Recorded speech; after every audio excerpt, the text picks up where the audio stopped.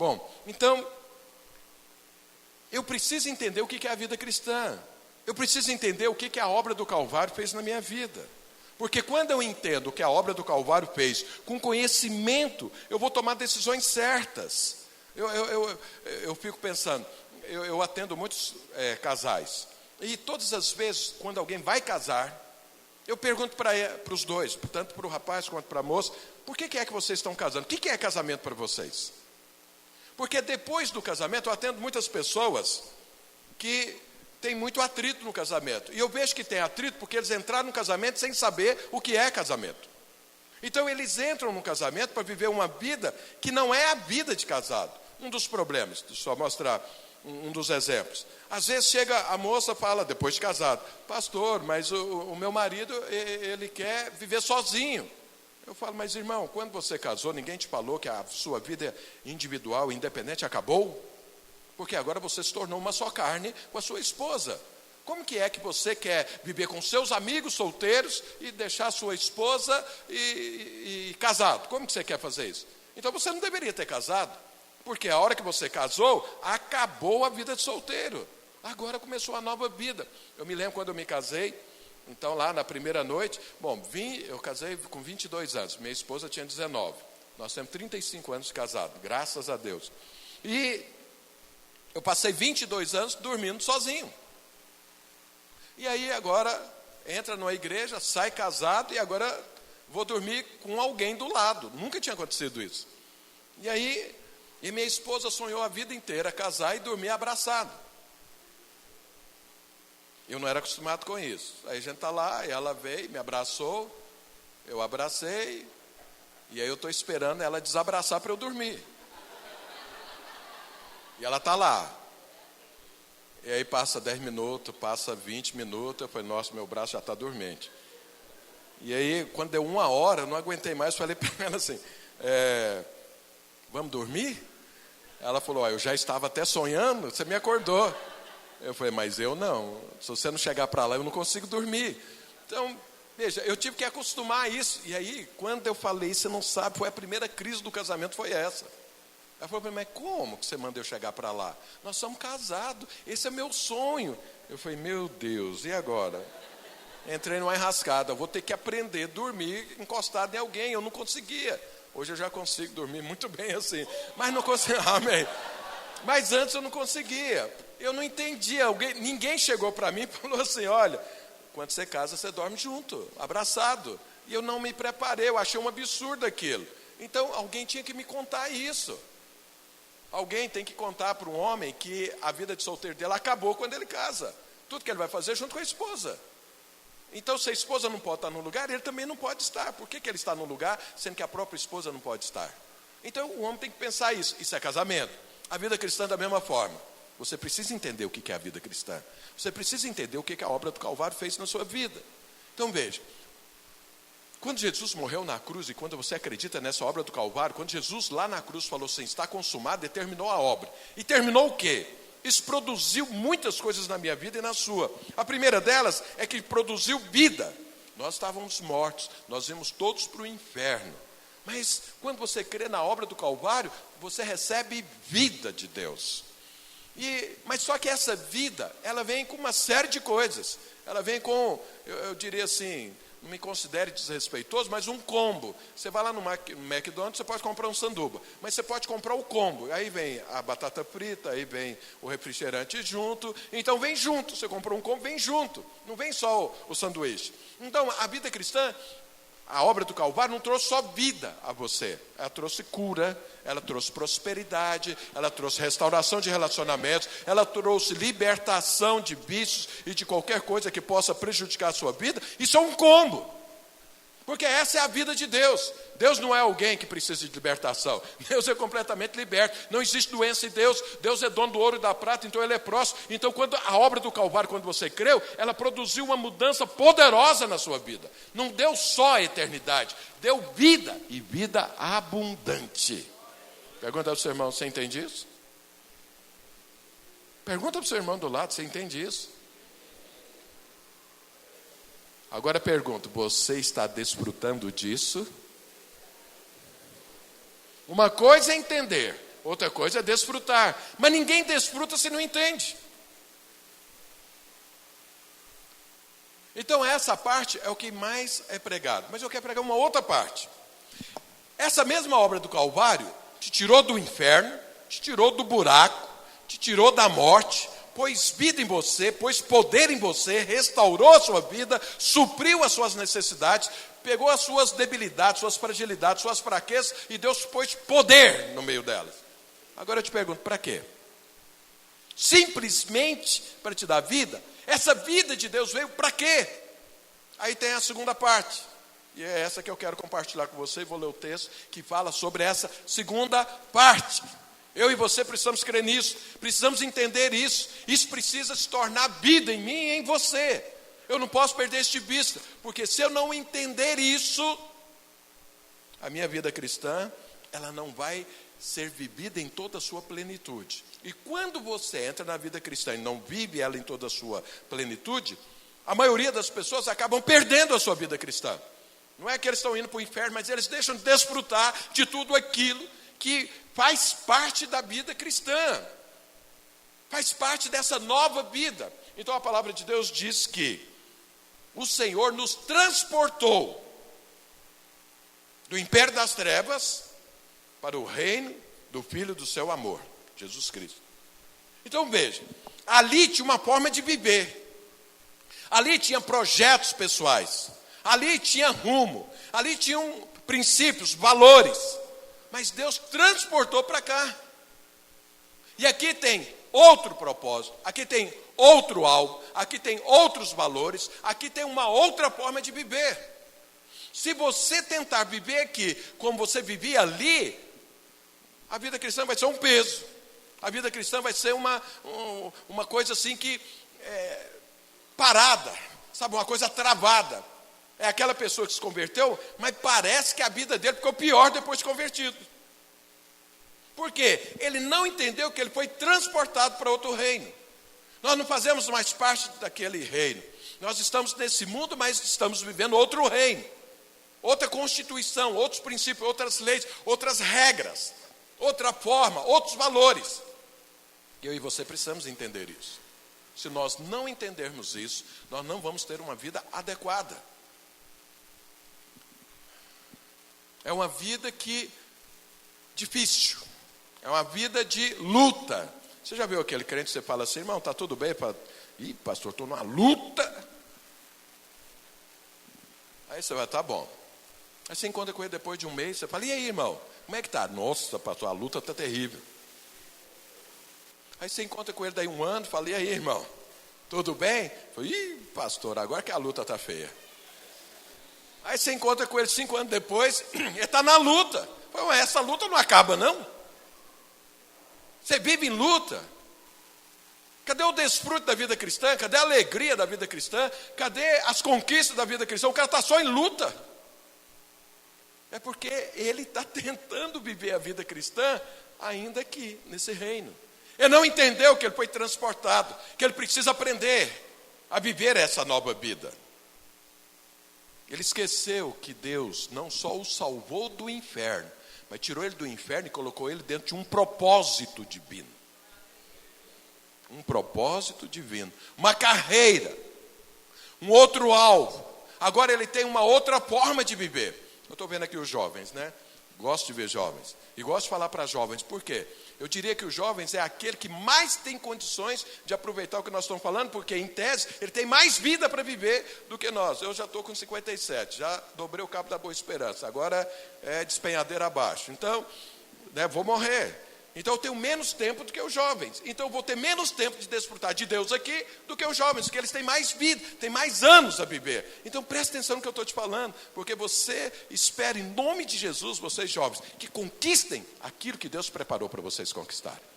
E pode ter certeza, aquilo que o Senhor preparou é infinitamente melhor, maior do que qualquer coisa que você pudesse conquistar ali no reino das trevas. Amém? Então, eu quero ler algo, um texto que tem a ver com essa parte. Não dessa vida que você recebeu e não para viver aqui no mundo, mas para mostrar para você, depois que você converteu, o fio da meada. Paulo fala sobre isso. Então, é o texto lá de Hebreus, capítulo 12, a partir do verso 1. E olha o que a palavra de Deus diz. Paulo falando: portanto, também nós, fala para o seu irmão, esse nós é você está aí, ó. Nós, visto que temos a rodear-nos tão grande nuvem de testemunhas, desembaraçando-nos de todo o peso e do pecado que tenazmente nos assedia, corramos com perseverança a carreira que nos está proposta, olhando firmemente para o autor e consumador da fé, Jesus, o qual, em troca da alegria que lhe estava proposta, suportou a cruz, não fazendo caso da ignomínia. Ignomínia é vergonha. E está assentado à destra do trono de Deus. Considerai, pois, atentamente aquele que suportou tamanha oposição dos pecadores contra si mesmo, para que não vos fatigueis, desmaiando em vossa alma. Sabe, eu conheço muito cristão desmaiado. Ele está vivendo a vida cristã dele completamente desmaiado. O que é desmaiado? É aquela pessoa que não sente, que não age, que não vive, e ele está dependendo de alguém. Isso é estar desmaiado. É aquela pessoa que cansou, ela teve assim um surto de alguma coisa e desmaiou. Ela está ali parada, ela não avança, não cresce. Paulo está falando, se você não entender o que ele está falando, você vai acabar desmaiando a sua alma. Então não é no seu corpo, você não vai estar parado fisicamente, mas a sua alma vai estar parada. O propósito de Deus vai estar parado. É isso que Paulo está falando. Você vai desmaiar, você vai cansar, você não vai conseguir avançar mais. Você vai falar assim, vida cristã é muito ruim. É isso que ele está falando. Se eu não entender o que ele disse, o que ele explicou aqui, nós vamos acabar desmaiando nas nossas almas. Eu tenho certeza absoluta que você conhece um cristão que não está mais na igreja, não está congregando, está desconectado, está desanimado. Por quê? Ele desmaiou na alma. Por que ele desmaiou? Porque não entendeu isso que Paulo acabou de falar. Pergunta para o seu irmão, você está desmaiando ou você está firme? Você está animado, está bem disposto? Pergunta para o seu irmão. Você fala assim, pastor, se eu tivesse desmaiado, eu não estaria aqui não. Não, tem gente que vem, é o que eu estou falando, senta e dorme, está desmaiado na alma. Às vezes é porque ele gosta, às vezes está com os irmãos, às vezes porque a esposa mandou, o esposo mandou, ou o pai mandou, ou ele tem medo de vir depois um raio cair na cabeça dele lá fora. Ele está aqui, mas está desmaiado na alma. Está desmaiado. Mas em nome de Jesus, ninguém aqui vai ficar desmaiado na alma. E a primeira coisa que Paulo fala aqui, que é importante, então ele está falando, desembaraçando de todo o peso e do pecado tenazmente nos assedia, corramos com perseverança a carreira que nos está proposta. Então existe uma carreira. Existe um propósito. Aqui na vida cristã, existe um propósito de vida, que não é o propósito anterior. Todas as pessoas que se converterem e tentar viver a vida cristã em cima dos seus sonhos, dos seus projetos pessoais, particulares, que ela tinha antes de conhecer o Senhor, isso não vai dar certo. Porque Deus tem algo novo. E esse algo novo de Deus é infinitamente maior do que aquilo que você tinha antes. Porque a Bíblia diz que os projetos de Deus, os pensamentos de Deus, são infinitamente superiores. Então, eu preciso entender, há um propósito. Existe algo para o qual eu fui criado. Não é para eu viver uma vida cristã assim, de qualquer forma. Eu tenho algo para conquistar. Eu tenho algo para vencer. Lá em Apocalipse, se não me engano, lá no capítulo 21, Deus fala, quando está encerrando todo esse tempo presente, e ele fala, ao vencedor, eu lhe serei pai e ele me será filho. Vencedor de quê? Vencedor é aquele que conquista algo. Conquistou o quê? Sendo que você já é crente, já recebeu Jesus, já tem o Espírito Santo. O propósito divino. Você conquistou o propósito, você terminou a carreira, você terminou o propósito que Deus, antes que houvesse mundo, definiu para você. Os irmãos lembram de como foi a conversa de Deus com Jeremias. Deus chegou para Jeremias e falou, tem um propósito de vida para você. Você vai ser profeta às nações. Você vai derribar, você vai construir, você vai edificar e tudo. Jeremias era um jovem, como esses que eu estou vendo aqui. O que Jeremias falou para Deus? Senhor, eu sou uma criança. Olha o que o Senhor está falando que eu vou fazer. Isso é muito para mim. Eu não tenho qualificação, não tenho estudo, eu não tenho maturidade. O que o Senhor está falando é algo muito poderoso. Deus falou para ele, antes que você nascesse, eu já tinha definido isso para a sua vida. Não diga que isso é muito, porque você vai fazer isso no meu poder. Você vai fazer isso na minha direção. Você vai fazer isso com a minha presença. Então veja, existe um propósito. Antes que houvesse mundo, Deus pensou em você. Você não é fruto do acaso, você é fruto do sonho divino. E Deus, quando pensou em você, Ele pensou em algo para você. Existe um propósito. Se você viver a vida cristã sem propósito, a sua vida cristã vai ser uma vida cristã medíocre. Vai ser uma vida cristã que não compensa, que não satisfaz. Uma vida cristã sem alegria. Quando eu vejo um crente sem alegria, eu sei, está faltando propósito de vida na vida dele. Não entendeu. E eu quero te falar, o propósito de Deus na sua vida não é o que você pensava em fazer antes de conhecer o Senhor. O propósito de Deus na sua vida é algo que Deus definiu lá na eternidade. E assim que você se converte, é a primeira coisa que você tem que buscar. Deus, qual é o meu propósito de vida? Eu, quando me converti, infelizmente me converti já velho. Acho que eu tinha uns 30 anos, 33 anos, se não me engano. E aí, eu tinha formado em administração, me especializei em informática e trabalhei, tinha uma vida profissional, graças a Deus, muito bem resolvida, e eu era diretor de uma empresa. Mas o dia que eu me converti, eu busquei a Deus, qual é o meu propósito de vida? Deus falou, você vai ser pastor. Para eu ser pastor, eu tinha que abrir mão daquilo que eu tinha conquistado até então. E eu me lembro que eu tomei essa decisão, conversei com a minha esposa, meus 2 filhos, né, já existiam, tudo, conversei com eles também, falei, olha, eu vou largar tudo para ser pastor. E aí entramos em harmonia, tudo, entendi da parte de Deus, e comuniquei lá na empresa que eu ia largar, que eu ia me tornar pastor. Aí a pessoa lá, que era o meu motorista, né, porque a diretoria tinha um carro, tinha motorista e tudo, aí ele virou para mim assim e falou assim, doutor, esse negócio de ser pastor dá dinheiro, hein? Falei, por que você pensa isso? Falei, porque o senhor abrir mão disso aqui para ser pastor, deve ganhar muito mais. Eu falei, está certo. Só que não é dinheiro, mas eu vou ganhar muito mais. Infinitamente mais. Coisas que dinheiro não compra. Coisas infinitamente superiores. Você está certo. É muito melhor trabalhar para Deus. Então veja, eu entendi que eu fui chamado e abri mão de tudo que eu estava fazendo, de toda a minha carreira, que eu tinha profissional, em função de abraçar o propósito divino.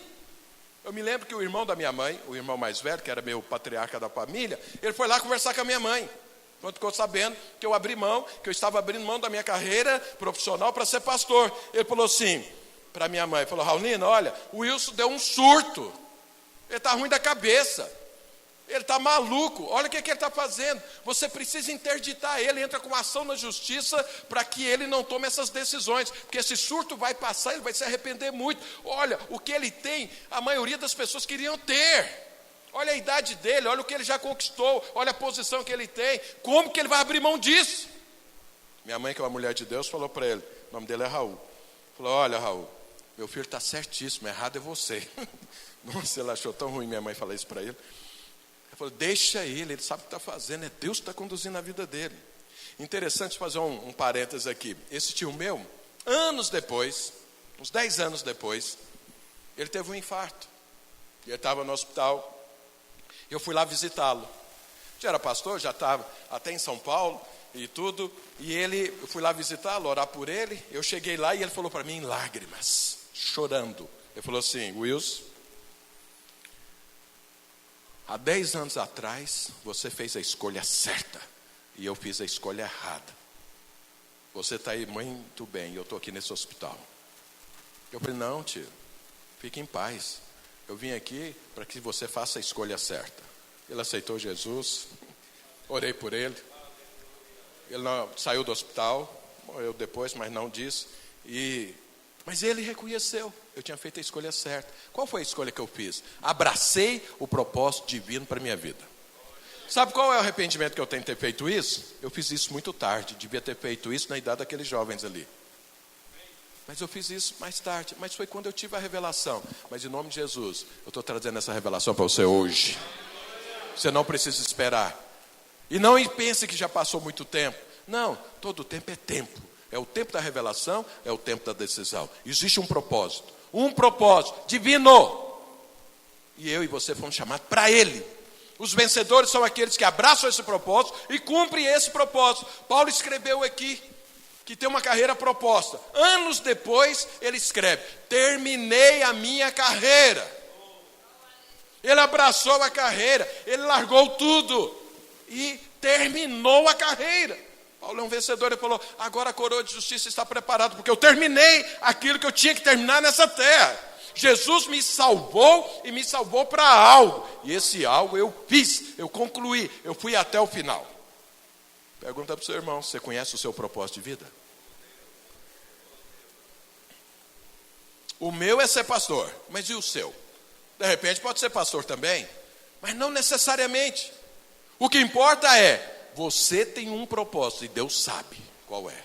Então é nele que você tem que buscar. Você fala, pastor, meu propósito foi casar. É isso? Pergunta isso para Deus. Meu propósito é ter filhos. É isso? Não, meu propósito é trabalhar naquela empresa. É isso? Pergunta para Deus. De repente mas pode não ser. Mas eu vou te falar uma coisa. Todo propósito divino afeta a eternidade. Se você está fazendo algo que não afeta a eternidade, isso não é propósito divino. Porque Deus é eterno. Tudo de Deus é eterno. Tudo aquilo que Deus passa para você vai mexer na eternidade, vai influenciar a eternidade, vai mudar a eternidade, sua e de outro. O que é de Deus, mexe na eternidade. Pergunta para o seu irmão, você conhece o propósito divino? Os irmãos ficaram muito em silêncio. Então essa é a primeira coisa desse texto. Existe um propósito. Você não pode esquecer disso. Mas a segunda coisa que Paulo disse nesse texto é que esse propósito é proposto por Deus. Aqui está falando, olha o que Paulo diz. Está bem claro.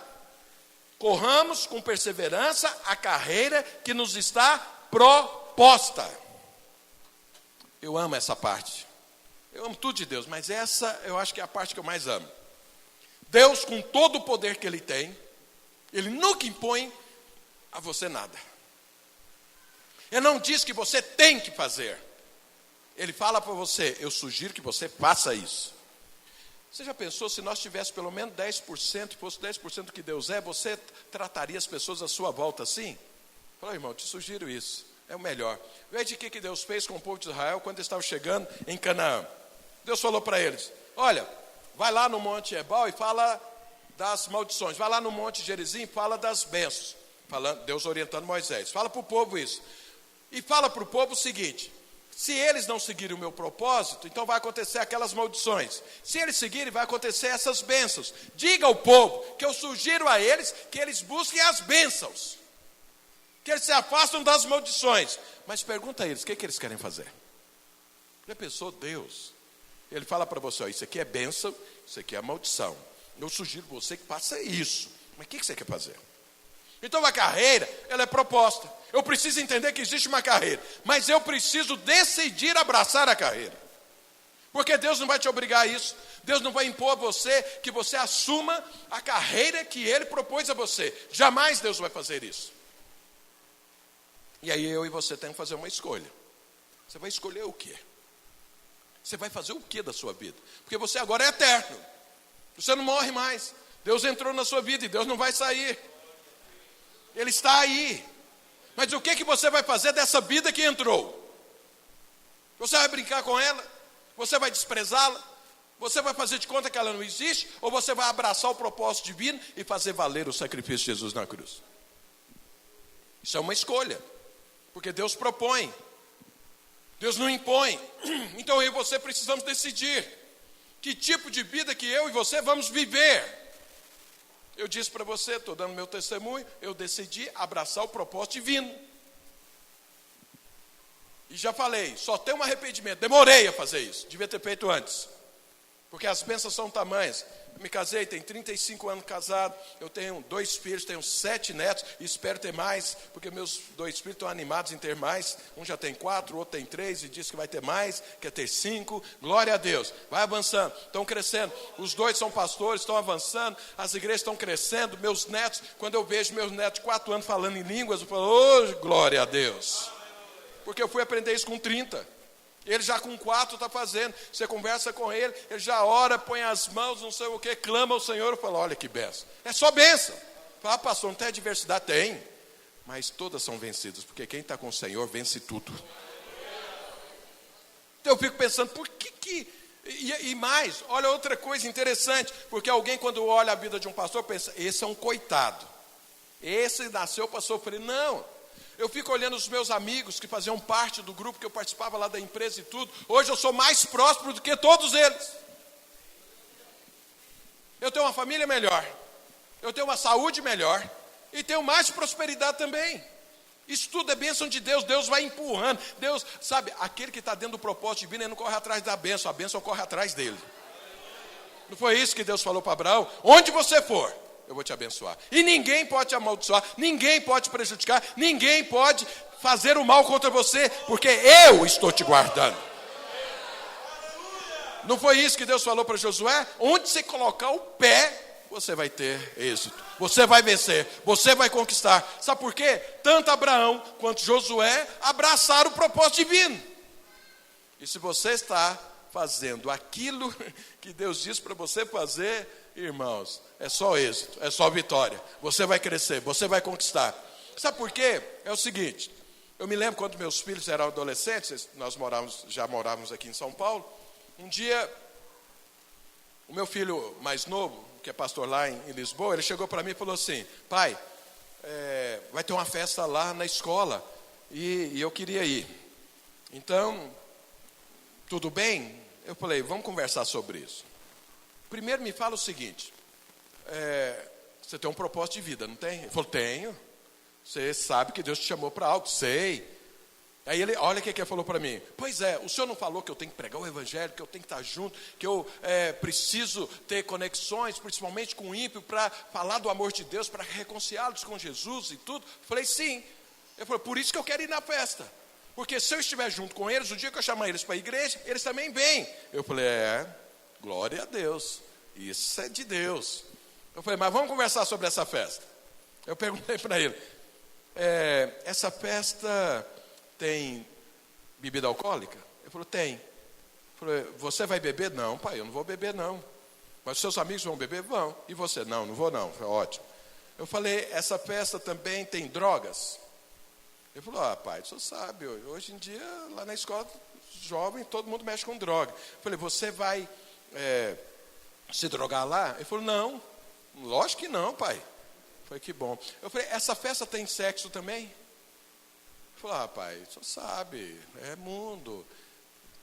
Fica com um, fica com o outro, vai lá para o quarto, você mais o quê? Eu falei, você vai lá para o quarto ficar com alguém, tudo? Ele falou, lógico que não, pai. Aí eu falei para ele, então você vai ser o chato da festa. Porque está todo mundo fazendo algo e você não está fazendo nada. Você está no lugar onde todo mundo está praticando algo e você não está praticando, todo mundo olhando e falando, por que você não faz? Não, porque isso é errado. Ah, é errado? O que você veio fazer aqui então? Você veio aqui para nos condenar? Você veio aqui para ficar apontando o dedo para nós, falar que a gente está errado? Falei, é isso que você vai fazer? Falei, então isso é contra o propósito, porque eu estou falando para você se tornar amigo deles para trazer eles para o reino de Deus. E você vai lá dentro da casa dele falar que está errado, nisso e assado, então eles vão correr de você depois. Aí ficou olhando para mim, falei, então isso é contra o propósito divino. Ele falou, Eu falei, pois é. Então, ele falou, pai, eu falei, olha, deixa eu te falar uma coisa, meu filho. Tudo aquilo que tiver dentro do propósito divino, conta com a minha ajuda. Conta com os meus recursos, conta com o meu investimento. Mas tudo aquilo que estiver fora do propósito de Deus, eu estou fora. Porque eu já fiz a minha escolha. Sabe, Deus faz da mesma forma. Tudo aquilo que você tiver dentro do propósito dele, você tem a bênção dele, você tem o investimento dele. Mas se você estiver fazendo algo fora do propósito, com certeza Deus não está te abençoando naquilo, porque aquilo vai enterrar a sua vida. E Deus não vai querer enterrar você. Ele vai te guardar, vai te proteger, Ele vai estar lá com você. No entanto, não tem a bênção de Deus. Porque a bênção de Deus é dentro do propósito divino. Então é uma escolha. Você, como cristão, pode abraçar a sua própria vida. Pode abraçar o seu projeto pessoal. Mas isso, você não tem garantia de êxito. Mas se você abraçar a proposta divina, isso é garantia de êxito. Isso é garantia de conquista, isso é garantia de que você vai chegar e vai cumprir e vai ser abençoado e vai ser satisfeito em tudo da sua vida. As bênçãos vão estar correndo atrás de você, porque as bênçãos de Deus estão dentro do propósito divino. Pergunta para o seu irmão, você vai abraçar a proposta de Deus?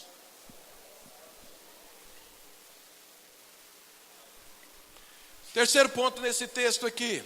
Olha o que Paulo ainda diz. Portanto, também nós, visto que temos a rodear-nos, tão grande nuvem de testemunhas, desembaraçando de todo o peso do pecado eternamente nos assedia, corramos com perseverança. Então, olha Paulo falando, grande nuvem de testemunhas. Se você ler o texto antes desse, você vai ver que Paulo está falando dos heróis da fé. Está falando daqueles que fizeram essa opção, daqueles que entenderam que é um propósito, daqueles que entenderam que foram transportados para outro reino, que não tem mais como viver naquele reino, daqueles que abraçaram essa proposta de Deus e que terminaram. E aí Paulo está falando então, eles estão nos observando, estão vendo isso. Então Paulo está falando o quê? De uma equipe. Não existe propósito divino sem equipe. E equipe, você pode dar o nome de igreja. E aí, esse é um problema hoje, nos dias de hoje. Porque nos dias de hoje, irmãos, nós estamos passando tempos difíceis, onde as pessoas se levantam e falam mal da igreja. Sabe, você vê gente aí no mundo falar mal da igreja, faz parte. Fazer o quê? Eles não conhecem a igreja, eles não conhecem o Senhor, não conhecem o amor de Deus, não conhecem o Espírito Santo, então eles têm mais é que falar mal da igreja. Por quê? Porque eles estão, segundo a palavra de Deus, são vasos de ira. Eles estão sendo conduzidos pelo príncipe desse mundo, que é o diabo. E o diabo é contra as coisas de Deus. O duro é ver alguém dentro da igreja falar mal da igreja. E hoje, no Brasil, e aqui em São Paulo, dentro do Brasil, acontecendo as mesmas coisas, se alguém quer ter projeção, ele começa a falar mal da igreja. Ele começa a criticar a igreja.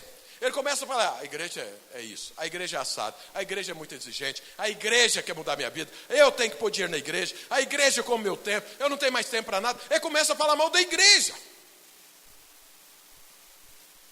Só que o propósito divino é feito coletivamente. Não existe propósito de vida sozinho. Por quê? Nós somos membros de um corpo. Você já viu a sua mão saindo por aí fazendo algo sozinha, ou sua perna para o outro lado? A única mão que eu conheço que faz algo sozinha é a mão lá da família Adams. Aquela mãozinha, andando. Família Adams. Fala para o seu irmão, você faz parte da família de Deus, não é da família Adams, não.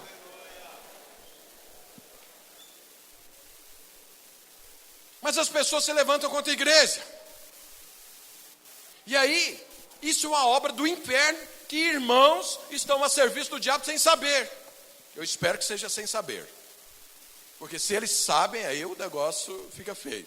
Mas eu imagino que sem saber. Por quê? Não entenderam que a igreja é o corpo de Jesus.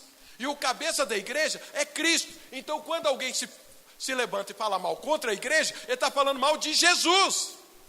Do trabalho de Jesus. Porque foi Jesus que disse, eu edificarei a minha igreja. Então eu e você somos só instrumentos na mão de Deus. Não sou eu que defino o que tem que ser a igreja. Deus define o que é a igreja. Jesus é o cabeça e fala o que é a igreja. Não eu. Então quando alguém está falando mal da igreja, está falando mal do meu trabalho, está falando mal do trabalho de Jesus. Eu vou te falar, escolhe outra pessoa para você falar mal. Não é boa a briga com Jesus. Jesus é para você abraçá-lo, não para brigar com ele. Não para ficar falando mal dele. E sabe, irmãos, a Bíblia diz que a igreja é a noiva de Jesus Cristo. Eu vou te falar uma coisa, eu aceito, às vezes você discordar de mim, brigar comigo, falar alguma coisa. Mas eu vou ter um problema sério se você começar a falar da minha esposa. Aí a coisa fica mais complicada. Porque eu aceito, você pode falar, mas falar da minha esposa... Como que você fala da minha esposa e eu vou ficar calado, sendo que Deus me colocou como um protetor dela? Aí você está afetando o meu propósito de vida. Agora tem gente que tem coragem de falar da noiva de Jesus Cristo, que somos nós, a igreja.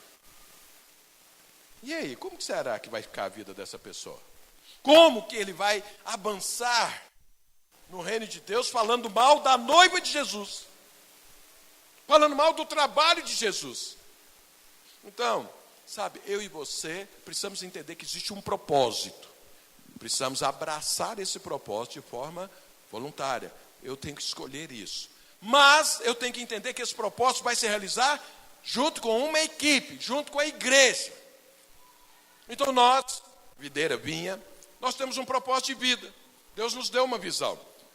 O resumo dessa visão é que nosso encargo é edificar uma igreja de vencedores, onde cada crente é um ministro, reunindo em cada casa, para ganharmos a nossa geração. Resumo do resumo é isso.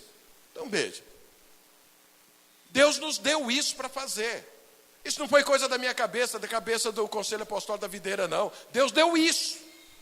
Nós estamos seguindo isso. Nós estamos fazendo isso. Todas as pessoas que entendem que cada crente foi chamado para ser um sacerdote do Deus Altíssimo, então vamos andar junto. Vamos cumprir isso, vamos abraçar isso, e precisamos uns dos outros para que isso se cumpra. Mas tem gente que se levanta contra isso. Ele não está se levantando contra nós, está se levantando contra aquele que nos mandou. Jesus disse isso. Vocês estão se levantando, falando para os fariseus, vocês estão se levantando contra mim, mas na verdade vocês estão se levantando contra Deus, porque eu estou aqui em nome de Deus. Foi Deus quem me enviou para salvar vocês, e vocês não aceitam. Então vocês não estão rejeitando a mim, estão rejeitando aquele que me enviou. Sabe, essa igreja tem uma visão. Graças a Deus é a mesma visão da vinha. Você foi chamado e foi colocado aqui. Então, tem algum problema para ser resolvido? Imagino que deve ter, porque o que eu mais tenho é problema a ser resolvido dentro da igreja. Por quê? Todo dia chega alguém. Todo dia tem algo para fazer. Todo dia tem algo para ensinar. Coisas novas e coisas antigas que precisam ser faladas para aqueles que já chegaram. Isso dá muito problema. Tem problema no casamento, tem problema de saúde, tem problema de prosperidade, tem problema de libertação, tem problema de unidade, tem problema de tudo quanto é jeito. Mas quem é que está cuidando de tudo isso? Jesus. E Ele é o único que consegue tudo isso. Porque Ele faz desse monte de limão que eu disse aqui, uma limonada. Ele transforma, Ele cuida, Ele restaura um casamento, Ele cura outra pessoa, traz unidade para a equipe. E eu, se vejo um problema, qual deveria ser a minha posição? Eu faço parte do corpo. Eu devia me colocar à disposição para resolver o problema, e não para criticar. Então você imagina o meu corpo. Eu estou aqui andando, de repente enfio o dedo, na quina da porta ali, estou descalço e tá. A hora que eu machuco o meu dedo do pé, o que o corpo meu faz? Na hora, a mão abaixa, pega, sopra, faz alguma coisa para resolver o problema. Você não vê a cabeça olhando para o pé e fala, tá vendo? Aí o que você fez? Se vira. Quando eu estou com fome, a mão corre para fazer comida, a boca abre para mastigar e aceitar a comida, o estômago digere a comida. Para quê? Para que o corpo cresça. Agora você já pensou o corpo com fome e a mão falando, corpo, trabalha, se vira, eu quero comer. Ué, mas você não vai preparar a comida, mão? Não, vou não. Onde já se viu o corpo ter fome? Eu quero é comer. Se vira, corpo. É assim? Não é. Então não existe propósito divino completado sem equipe. A pessoa que Deus, a parte do corpo de Cristo que Deus te conectou, é a equipe que Deus olhou e disse, você precisa disso. Hoje em dia é muito comum, as pessoas gostam de moda. Aconteceu alguma coisa, só está tendo não sei o que ali, numa igreja, não sei mais o que, vamos para lá, e sai da igreja, larga a igreja. Eu fico pensando, você faz isso com a sua família? Então você tem seu pai, tem sua mãe, vocês tiveram algum problema, mas o vizinho está lá, tudo bem, você chega lá com a sua mala e fala, vizinho, eu estou mudando para cá agora, eu vou ser filho seu, viu? Mas por que não? Eu tive um problema com meu pai ali, agora eu vou morar aqui na sua casa agora. Você faz isso? Você tem suas dificuldades com seus pais, com suas mães, com seus irmãos e tudo, mas é a sua família. Você não deixa de ser da família, você não deixa de estar com a família, você não deixa de andar com a família, você não deixa de tentar resolver o problema da família. Por quê? A sua família. Sabe, ninguém vai cumprir o propósito de Deus sem uma equipe. E não existe, olha o que a palavra de Deus diz, que não cai uma folha de uma árvore sem Deus permitir.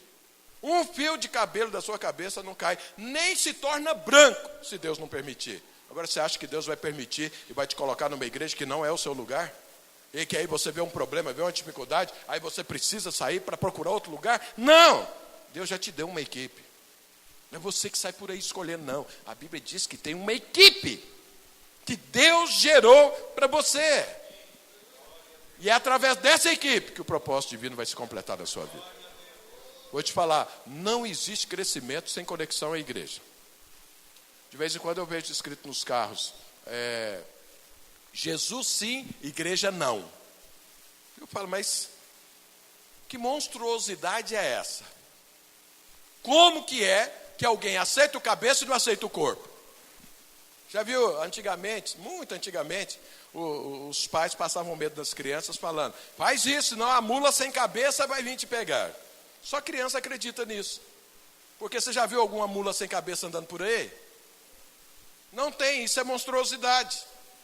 Mas tem gente querendo só o cabeça sem corpo. Imagina um cabeça andando por aí sem corpo. Isso é uma monstruosidade. Tem gente que aceita Jesus, mas não quer o corpo. Ele não entendeu o que Paulo disse. Então Paulo diz, existe um propósito, existe uma carreira. Ele diz que é proposta que eu preciso abraçar e diz que eu preciso de uma equipe. Para que isso aconteça, para que isso avance. E eu estou na equipe para quê? Para ajudar a resolver os problemas, para ajudar a avançar, para crescer, para melhorar, para conquistar. Os irmãos dessa igreja aqui, desse prédio, é aqui de São Caetano. Essa cidade precisa ser conquistada pelo Senhor Jesus. Até onde eu sei, essa é a cidade mais difícil de ser conquistada em toda São Paulo, todo o estado de São Paulo. Mas aqui também é onde igrejas mais têm problemas de unidade e tudo. Por quê? Vai para ali, vai para cá, não sei mais o que e tudo. Esqueceram que tem um propósito e que eu estou conectado, que eu faço parte de um corpo e que a conquista do meu propósito faz parte da conquista da cidade. Todo o propósito divino nessa terra tem a ver com conquistar vidas. Por quê? A obra-prima de Deus chama-se a Nova Jerusalém. Deus está construindo a Nova Jerusalém. E como que Deus constrói a Nova Jerusalém? Com pedras vivas. Quais são essas pedras? Seres humanos. Então Deus nos deu o privilégio de pregar, de buscar pedras vivas, pedras mortas que vão se tornar vivas para fazer parte da Nova Jerusalém. Esse é o propósito de vida. Então veja, 3 coisas fundamentais que eu preciso aprender nessa nova vida em Cristo. Eu não faço mais parte do mundo. Como Paulo disse, o mundo está crucificado para mim, eu para o mundo. Deus nos transportou para cá e nos deu um propósito. Esse propósito ele propõe, eu preciso abraçá-lo. E terceiro, eu preciso estar conectado numa equipe para conquistar esse propósito. Tem mais algumas coisas, mas eu queria falar só mais um, que eu sei que meu tempo já foi. Então deixa eu só insistir nessa quarta coisa. Paulo fala, olhando firmemente para o autor e consumador da fé, Jesus, o qual em troca da alegria que lhe estava proposta, suportou a cruz, não fazendo caso da vergonha, e está assentado à destra de Deus. E aí ele fala, fixe em Jesus, aquele que suportou tamanha oposição dos pecadores contra si mesmo, para que não fatigueis, desmaiando em vossas almas. Vamos ver. Esse quarto ponto é, eu e você jamais podemos perder Jesus de vista. Um grande pregador já disse há muitos séculos atrás o seguinte, você pode não saber para onde você está indo, mas você tem que ter certeza que está seguindo Jesus. Então eu não posso perder Jesus de vista, é o que o Paulo está falando. Por quê? Quando eu perco Jesus de vista, eu vou desmaiar, eu vou parar, eu vou perder as forças, vou perder os sentidos, vou fazer coisa que eu não deveria fazer. E aí vou acabar desmaiando, parando na minha vida. Mas aí ele fala algo muito poderoso aqui, que diz que Jesus aceitou a cruz em troca da alegria que estava proposta. O que é isso? Eu não tenho muito tempo para explicar isso, mas eu posso resumir isso para você. Lá na eternidade, antes que houvesse mundo, quando Deus estava falando sobre a criação, ele sabia que o homem iria pecar, que precisaria de uma obra de redenção para salvar esse homem. Ele conversou com Jesus e disse para Jesus, tem algo aqui que nós precisamos fazer, mas que vai custar a sua vida, que você vai precisar se esvaziar das suas prerrogativas divinas, vai precisar virar homem, e como homem, você vai precisar se humilhar e morrer numa cruz. Mas se você fizer isso, você vai ter isso. E a Bíblia diz que Jesus ouviu a proposta e se alegrou. Alegrou com o quê? Com o sacrifício que teria que fazer? Não. Se alegrou com o resultado do sacrifício. Se alegrou com isso. E aí ele suportou a cruz, não importando que era uma enorme vergonha para ele fazer isso, mas o resultado era poderoso. E ele falou, eu suporto. E eu te pergunto, qual era o resultado que alegrou tanto a vida de Jesus? Qual é o resultado que Jesus se dispôs a se esvaziar das suas prerrogativas divinas e virar homem? E como homem, morrer numa cruz, que era só para bandido. Que resultado é isso? Que proposta foi essa que Deus fez para Jesus? Como foi? O que é que Deus colocou para Jesus que ele se dispôs a fazer tudo isso? Eu vou te falar qual foi a proposta. O que Deus falou para Jesus é: você, eu, estão no inferno, mortos eternamente. Mas Jesus, se você fizer isso, eles vão estar conosco aqui na eternidade.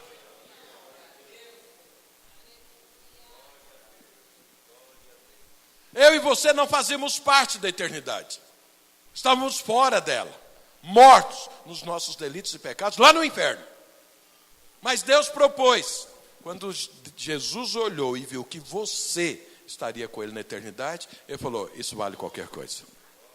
Eu faço qualquer coisa por isso. Eu passo qualquer tribulação. Eu abro mão do meu poder. Eu vou morrer numa cruz. Mas eles vão estar aqui conosco? Vai. Então eu assumo essa cruz. Sabe, quando você vê uma mulher toda bonita, toda formosa, e aí ela pensa, eu vou dar à luz. Ela sabe que, ao ficar grávida, o corpo dela nunca mais vai voltar ao mesmo. Ela sabe que ela vai ficar enjoada. Ela sabe que ela vai vomitar. Ela sabe que ela vai passar dificuldades. Ela vai ter dores. Mas ela fica grávida assim mesmo. Por quê? É por conta dessas tribulações? Não. É por conta da criança que vai nascer. Ela sabe que ela vai gerar um filho. É um filho. É DNA dela. É carne e sangue dela. É algo que, você sabe, a mulher quando ela fica grávida, ela nem viu a criança, ela já ama a criança. Porque não existia essa criança, ela vai passar a existir. A mesma coisa fez Jesus. Ele viu que você não fazia parte da eternidade, mas ele ia passar algo que iria colocar você e eu na eternidade. Isso alegrou o coração de Jesus. Jesus se alegrou com isso. Ele não desmaiou pelo caminho, porque ele estava vendo o final, e no final ele via você. Sabe, abraçar o propósito divino vai exigir muita renúncia. Mas a questão é o seguinte, o que isso vai produzir? É isso que você precisa ver. Porque o que isso vai produzir na sua vida, precisa te alegrar. O sacrifício de Jesus e o propósito de Jesus gerou você na eternidade. Mas o seu sacrifício, a cruz que você vai pegar, abrir mão daquilo que era mundo e abraçar aquilo que é do Senhor, vai gerar Jesus na sua vida. É uma questão de escolha. Se gerar Jesus não te alegrar, realmente você não pode entrar no propósito divino. Você não pode entrar, porque significa que você ainda não conheceu Jesus.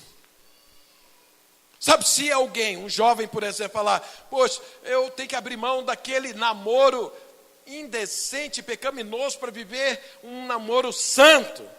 Isso é muito difícil. Eu prefiro viver. É porque você não entendeu e nem abraçou, sabendo que ao abrir mão da sensualidade e abraçar a santidade, Jesus vai ser formado em você. Então é uma escolha. Mas eu quero te falar, Jesus já fez a escolha dele. E é por isso que você está aqui. Você não deve fazer uma escolha porque Jesus fez. Mas você deve levar em consideração por que Jesus escolheu. Porque Ele ama você. Ele te gerou na eternidade.